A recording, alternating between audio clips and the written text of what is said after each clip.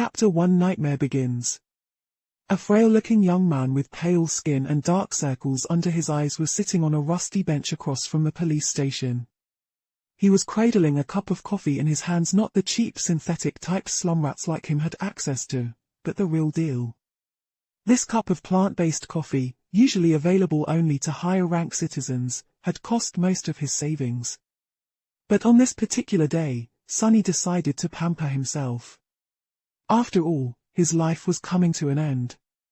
Enjoying the warmth of the luxurious drink, he raised the cup and savored the aroma. Then, tentatively, he took a small sip and immediately grimaced. So bitter. Giving the cup of coffee an intense look, Sonny sighed and forced himself to drink some more. Bitter or not, he was determined to get his money's worth. Taste buds be damned. I should have bought a piece of real meat instead. Who knew actual coffee is so disgusting? Well, it's going to keep me awake, at least. He stared into the distance, dozing off, and then slapped himself in the face to wake up. TSK. What a rip-off. Shaking his head and cursing, Sonny finished the coffee and stood up. Rich people living in this part of the city were rushing past the small park on their way to work, staring at him with strange expressions. Looking haggard in his cheap clothes and from the lack of sleep, unhealthily thin and pale, Sonny was indeed out of his place here. Also, everyone seemed so tall. Watching them with a bit of envy, he tossed the cup into a garbage bin. I guess that's what 3 full meals a day would do to you. The cup missed the bin by a wide margin and fell on the ground. Sonny rolled his eyes in exasperation, walked over and picked it up before carefully putting it in the trash. Then, with a slight grin, he crossed the street and entered the police station. Inside, a tired-looking officer gave him a quick glance and frowned with obvious distaste. Are you lost, boy? Sonny looked around with curiosity, noting reinforced armor plates on the walls and poorly hidden turret nests in the ceiling. The officer, too, looked scruffy and mean. At least police stations remained the same wherever you go. Hey, I'm talking to you. Sonny cleared his throat. No. Then he scratched the back of his head and added. As demanded by the 3rd Special Directive, I am here to surrender myself as a carrier of the nightmare spell. The officer's expression instantly changed from irritated to wary. He looked the young man over once again, this time with piercing intensity. Are you sure you are infected? When did you start showing symptoms? Sonny shrugged. A week ago? The officer became visibly paler. Shit. Then, with a hurried motion, he pressed a button on his terminal and bellowed. Attention, code black in the lobby. I repeat, code black. The nightmare spell first appeared in the world a few decades ago. Back then, the planet was just starting to recover from a series of devastating natural disasters and subsequent resource wars. At first, the emergence of a new disease that caused millions of people to complain about constant fatigue and sleepiness did not attract a lot of attention. But when they started to fall into an unnatural slumber, with no sign of waking up even days later, governments finally panicked.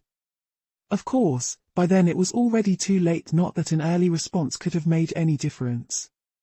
When the infected started dying in their sleep, their dead bodies turning into monsters, no one was ready. Nightmare creatures quickly overwhelmed national militaries, plunging the world into complete chaos. No one knew what the spell was, what powers it possessed, and how to fight it. In the end, it was the awakened, those who survived the first trials of the spell and came back alive, who put a stop to its rampage.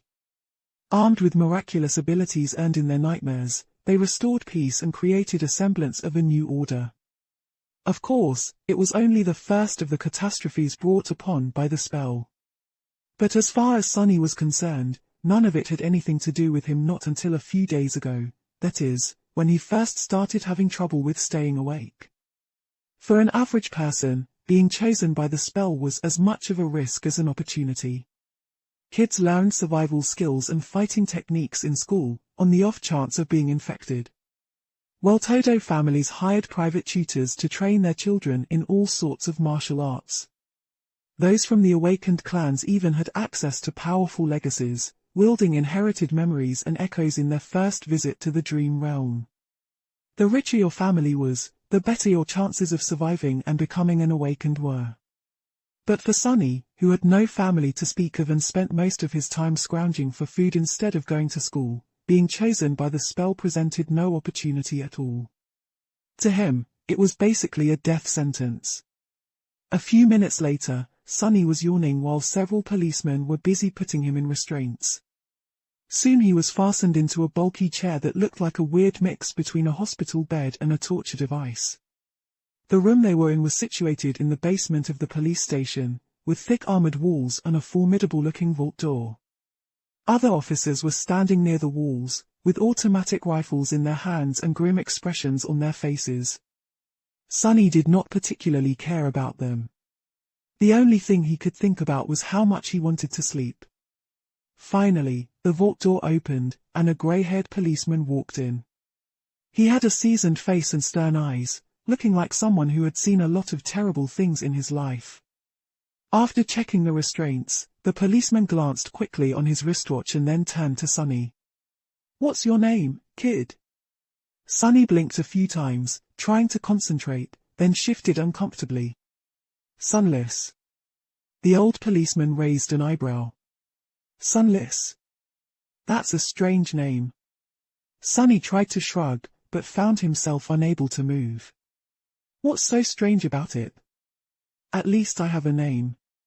Back in the outskirts, not everyone even gets one."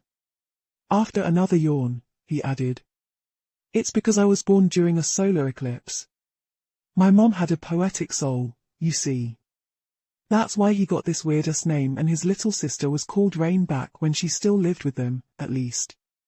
Whether it was the result of poetic imagination or simple laziness, he did not know. The old policeman grunted. "Do you want me to contact your family?" Sunny simply shook his head. "There's no one. Don't bother." For a second, there was a dark look on the policeman's face. Then his expression turned serious. "All right, Sunless. How long can you stay awake?" Not long." The policeman sighed. "Then we don't have time for the full procedure. Try to resist for as long as you can and listen to me very carefully." "Okay."